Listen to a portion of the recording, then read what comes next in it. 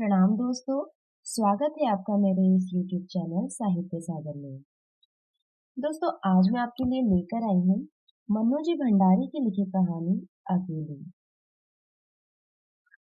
सोमा बुआ बुढ़िया है, सोमा बुआ परित्यक्ता है, सोमा बुआ अकेली है।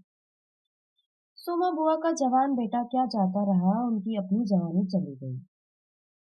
पति को पुत्र वियोग का ऐसा सदमा लगा कि वे पत्नी घर बार तजकर तीर्थवासी हुए और परिवार में कोई ऐसा सदस्य था नहीं जो उनके एकाकीपन को दूर करता। पिछले 20 वर्षों से उनके जीवन की इस एक रास्ता में किसी प्रकार का कोई व्यवधान उपस्थित नहीं हुआ, कोई परिवर्तन नहीं आया। यूं हर साल एक महीने के लिए उनके पति उनके पास आकर रहते थे, पर कभी उन्होंने पति की प्रतीक्षा नहीं की, उनकी राह में आंखें नहीं बिछाई। जब तक पति रहते उनका मन और भी मुरझाया हुआ रहता, क्योंकि पति के स्नेहहीन व्यवहार का अंकुश उनके रोजमर्रा के जीवन की अबाध गति से बहती स्वच्छंद धारा को कुंठित कर देता। उस समय उनका घूमना फिरना मिलना जुलना बंद हो जाता और सन्यासी जी महाराज से यह भी नहीं होता कि दो मीठे बोल बोलकर सोमा बुआ को एक ऐसा संबल ही पकड़ा दे जिसका आसरा लेकर वह उसके वियोग के 11 महीने काट दे। इस स्थिति में बुआ को अपनी जिंदगी पास पड़ोस वालों के भरोसे ही काटनी पड़ती थी। किसी के घर मुंडन हो, छठी हो, जनेऊ हो, शादी हो या गमी, बुआ पहुंच जाती और फिर छाती फाड़कर काम करती, मानो वे दूसरों के घर में नहीं अपने ही घर में काम कर रही है। आजकल सोमा बुआ के पति आए हुए हैं और अभी अभी कुछ कहा सुनी होकर हो चुकी है। बुआ आंगन में बैठी धूप खा रही है, पास रखी कटोरी से तेल लेकर हाथ में मल रही है और बड़बड़ा रही है। इस एक महीने में अन्य अवयवों के शिथिल हो जाने के कारण उनकी जीभ ही सबसे अधिक सजीव और सक्रिय हो उठी है। तभी हाथ में एक फटी साड़ी और पापड़ लेकर ऊपर से राधा भाभी उतरी। क्या हो गया बुआ, क्यों बड़बड़ा रही हो? फिर सन्यासी जी महाराज ने कुछ कह दिया क्या? अरे, मैं कहीं चली जाऊं सो ही इन्हें नहीं सुना था। कल चौक वाले किशोरी लाल के बेटे का मुंडन था, सारी बिरादरी का न्योता था। मैं तो जानती थी कि ये पैसे का ही गुरूर है कि मुंडन पर भी सारी बिरादरी को न्योता है, पर काम उन नई नवेली बहू से संभलेगा नहीं, सो जल्दी चली गई। हुआ भी वही, और सड़क पर बुआ ने राधा के हाथ से पापड़ लेकर सुखाने शुरू कर दिए। एक काम गद से नहीं हो रहा था, अब घर में कोई बड़ा बूढ़ा हो तो बता दे, या कभी किया हो तो जाने। गीत वाली औरतें मुंडन पर बन्ना बन्नी गा रही थी। मेरा तो हंसते हंसते पेट फूल गया और उसकी याद से ही कुछ देर पहले का दुख और आक्रोश धुल गया। अपने सहज स्वाभाविक रूप में वे कहने लगी, भट्टी पर देखा तो अजब तमाशा, समोसे कच्चे ही उतार दिए और इतने बना दिए कि 2 बार खिला दो, और गुलाब जामुन इतने कम कि एक पंगत भी पूरे न पड़े। उसी समय मैदा सानकर नए गुलाब जामुन बनाए। दोनों बहुएं और किशोरी लाल तो बेचारे इतना जस मान रहे थे कि क्या बताऊं। कहने लगे, अम्मा तुम न होती तो आज भट डूब जाती, अम्मा तुमने लाज रख ली। मैंने तो कह दिया, अरे अपने ही काम नहीं आवेंगे तो कोई बाहर से थोड़ी आवेंगे। ये तो आजकल इनका रोटी पानी का काम रहता है, नहीं तो मैं सवेरे से ही चली जाती। तो सन्यासी महाराज क्यों बिगड़ पड़े? उन्हें तुम्हारा आना जाना अच्छा नहीं लगता बुआ? यूं तो मैं कहीं आऊं जाऊं सो ही इन्हें नहीं सुहाता, और फिर कल किशोरी लाल के यहाँ से बुलावा नहीं आया। अरे मैं तो कहूँ कि घर वालों को कैसा बुलावा, वे लोग तो मुझे अपनी माँ से कम नहीं समझते। नहीं तो कौन भला यूं भट्टी और भंडार घर सौंप दे। पर उन्हें अब कौन समझावे। कहने लगे, तू जबरदस्ती दूसरों के घर में टांग अड़ाती फिरती है। और एकाएक उन्हें उस क्रोध भरी वाणी और कटु वचनों का स्मरण हो आया जिनकी बौछार कुछ देर पहले ही उन पर होकर गुजरी थी। याद आते ही फिर उनके आंसू बह निकले।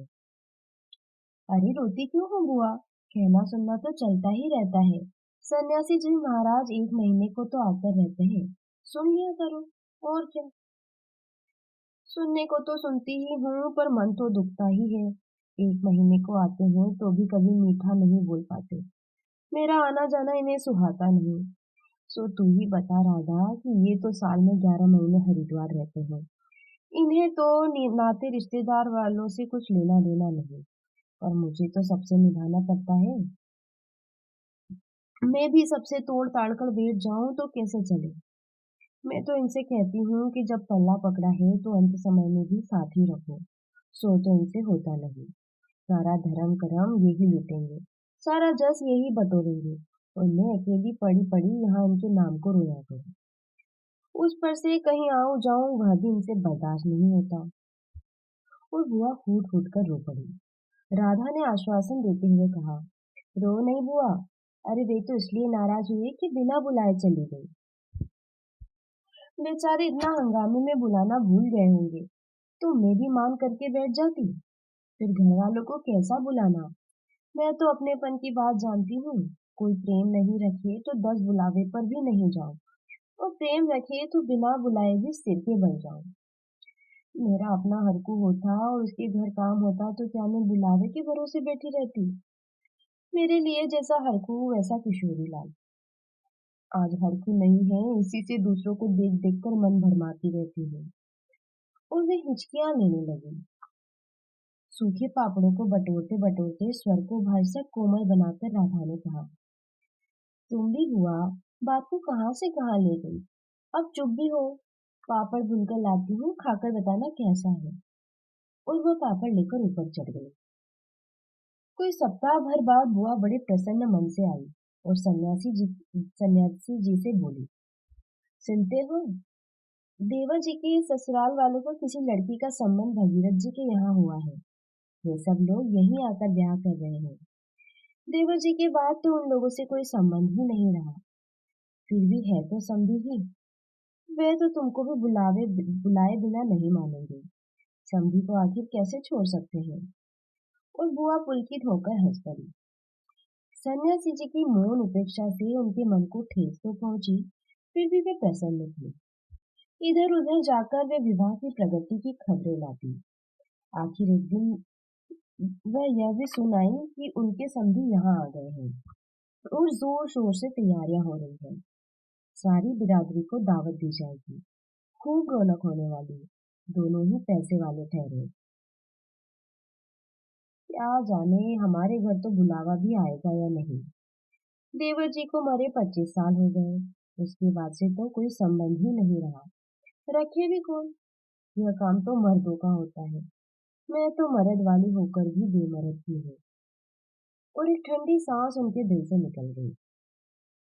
अरे वाह बुआ, तुम्हारा नाम कैसे नहीं हो सकता। तुम तो समधिन ठहरी। संबंध न रहे तो कोई रिश्ता थोड़े ही टूट जाता है। दाल पीसती हुई घर की बड़ी बहू बोली, है, बुआ नाम है। मैं तो सारी लिस्ट देख कर आई हूँ। विधवा ननद बोली। बैठे ही बैठे 2 कदम आगे सरक कर बुआ ने बड़े उत्साह से पूछा, तू अपनी आंखों से देख कर आई है ना नाम। नाम तो होना ही चाहिए, पर मैंने सोचा कि क्या जाने, आजकल के फैशन में पुराने संबंधियों को बुलाना हो ना हो। और बुआ बिना 2 पल भी रुके वहां से चल पड़ी। अपने घर जाकर सीधे राधा भाभी के कमरे में चली। चोरी राधा, तू तो जानती है कि नई पेशन में लड़की की शादी में क्या दिया जावे है। समधियों का मामला ठहरा, सो भी पैसे वाले। खाली हाथ जाऊंगी तो अच्छा नहीं लगेगा। मैं तो पुराने जमाने की ठहरी, तू ही बता कि क्या दूं। अब कुछ बनाने का समय तो रहा नहीं। 2 दिन बाकी है। सो कुछ बना बनाया ही खरीद लाना। क्या देना चाहती हो अम्मा। जेवर, कपड़ा, श्रृंगारदान या कोई और चांदी की चीजें। मैं तो कुछ भी नहीं समझू रही। जो कुछ पास है तुझे लाकर दे देती हूँ। जो तू ठीक समझे ले आना। बस भद्द नहीं उड़नी चाहिए। अच्छा देखो, पहले ये रुपए कितने हैं। और वह डगमगाते कदमों से नीचे आई। 2-3 कपड़ों की गठरियां हटाकर एक छोटा सा बक्स निकाला। उसका ताला खोला। इधर उधर करके एक छोटी सी डिबिया निकाली। बड़े जतन से उसे खोला।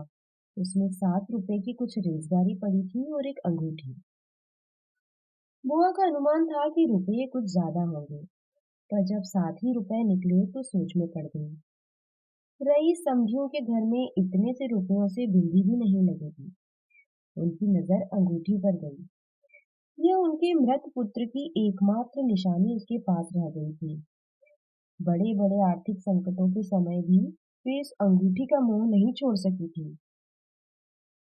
आज भी एक बार उसे उठाते समय उनका दिल धड़क गया। फिर भी उन्होंने 5 रुपए और वह अंगूठी आंचल से बांध ली, बक्स को बंद किया और फिर ऊपर को चली। पर इस बार उनके मन का उत्साह कुछ ठंडा पड़ गया था। पैरों की गति शिथिल हो गई थी। राधा के पास जाकर बोली, रुपए तो नहीं निकले बहू, आए भी कहाँ से? मेरे कौन कमाने वाला बैठा है? उस कोठरी का किराया आता है, उसमें से 2 समय की रोटी निकल जाती है जैसे तैसे। और वे रो पड़ी। राधा ने कहा, क्या करूं बुआ, आजकल मेरा भी हाथ तंग है, नहीं तो मैं ही दे देती। और अरे पर तुम देने के चक्कर में पड़ती ही क्यों हो? आजकल तो लेने देने का रिवाज ही उठ गया है। नहीं रे राधा, समझियो का मामला ठहरा। 25 बरस हो गए तो भी नपे नहीं भूले, तो मैं खाली हाथ जाऊं? नहीं नहीं, इससे तो न जाओ सो ही अच्छा। तो जाओ ही मत, चलो छुट्टी हुई, इतने लोगों में किसे पता लगेगा कि आई या नहीं। राधा ने सारी समस्या का सीधा सा हल बताते हुए कहा, बड़ा बुरा मानोगे, सारे शहर के लोग जानेंगे और मैं समझी होकर नहीं जाऊंगी तो यही समझेंगे कि देवर जी मरे तो संबंध ही तोड़ लिया। नहीं नहीं, तो यह अंगूठी बेच ही दो। और उन्होंने आंचल की गांठ खोलकर एक पुराने जमाने की अंगूठी राधा के हाथ में रख दी। फिर बड़ी मिन्नत के स्वर में बोली, तू तो बाजार जाती है राधा, इसे बेच देना, जो कुछ ठीक समझे खरीद लेना, बस शोभा रह जावे इतना ख्याल रखना। गली में बुआ ने चूड़ी वाले की आवाज सुनी तो एकाएक ही उनकी नजर अपने हाथ की भद्दी मटमैली चूड़ियों पर जाकर टिक गई। कल समझियो कि यहाँ जाना है, जेवर नहीं है तो कम से कम कांच की चूड़ी तो अच्छी पहन ले। पर एक अव्यक्त लाज ने उनके कदमों को रोक दिया। कोई देख लेगा तो? लेकिन दूसरे ही क्षण अपनी इस कमजोरी पर विजय पाती सी वे पीछे के दरवाजे पर पहुंच गई और 1 रुपया कलदार खर्च करके लाल हरी चूड़ियों के बंद पहन ली। पर सारे दिन हाथों को साड़ी के आंचल से ढके ढके फिरी। शाम को राधा भाभी ने बुआ को चांदी की एक सिंदूरदानी, एक साड़ी और एक ब्लाउज का कपड़ा लाकर दे दिया। सब कुछ पाकर बुआ बड़ी प्रसन्न हुई और ये सोच सोचकर कि जब वे ये सब देगी तो उनकी समझी पुरानी बातों की दुहाई दे देकर उनकी मिलनसारिता की कितनी प्रशंसा करेगी, उनका मन पुलकित होने लगा। अंगूठी बेचने का गम भी जाता रहा। पास वाले बनिए के यहाँ से एक आने का पीला रंग लाकर रात में उन्होंने साड़ी रंग दी। शादी में सफेद साड़ी पहनकर जाना क्या अच्छा लगेगा? रात में सोई तो मन कल की ओर दौड़ रहा था। दूसरे दिन 9 बजते बजते खाने का काम समाप्त कर डाला। अपनी रंगी हुई साड़ी देखी तो कुछ जची नहीं। फिर ऊपर राधा के पास पहुंची। क्यों राधा, तू तो रंगी साड़ी पहनती है तो बड़ी आब रहती है, चमक रहती है। इसमें तो चमक आई ही नहीं। तुमने कलर जो नहीं लगाया अम्मा, थोड़ा सा मान दे देती तो अच्छा रहता। अभी दे लो, ठीक हो जाएगी। बुलावा कब का है? अरे नए फैशन वालों की मत पूछो, इन मौकों पर बुलावा आता है। 5 बजे का मुहूर्त है, दिन में कभी भी आ जाएगा।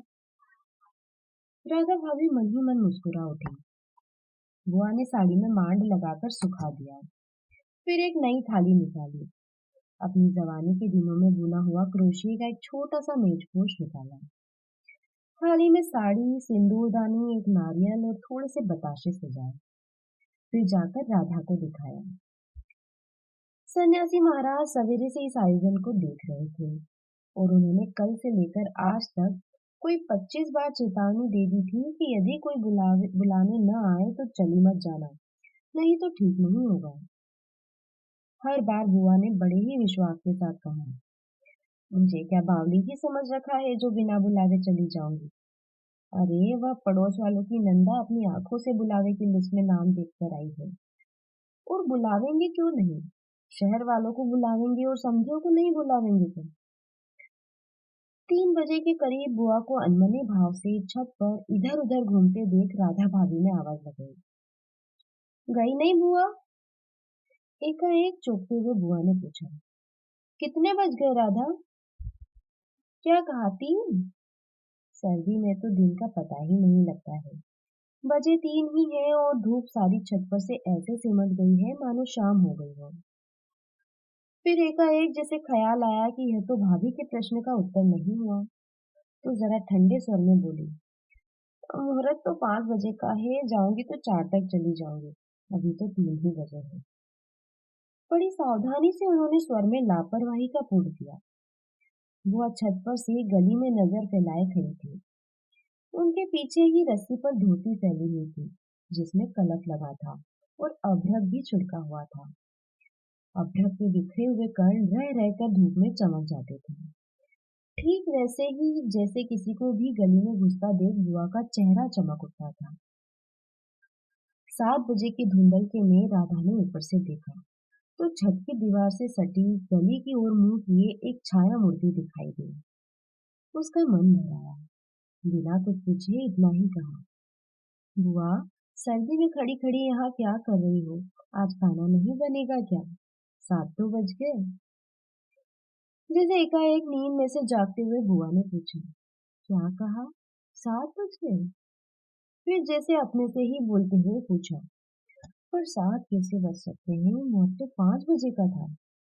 और फिर एकाएक ही सारी स्थिति को समझते हुए स्वर को भरसक संयत बनाकर बोले, अरे खाने का क्या है, अभी बना लूंगी। 2 जनों का तो खाना है। क्या खाना और क्या पकाना। फिर उन्होंने सूखी साड़ी को उतारा, नीचे जाकर अच्छी तरह उसकी तह की, धीरे धीरे हाथों से चूड़ियां खोली, थाली में सजाया हुआ सारा सामान उठाया और सारी चीजें बड़े जतन से अपने एकमात्र सिंदूर संदूक में रख दी और फिर बड़े ही बुझे हुए दिल से अंगीठी जलाने लगी। दोस्तों, कहानी यहीं समाप्त होती है। कहानी आपको कैसी लगी मुझे कमेंट बॉक्स में लिखकर जरूर भेजना।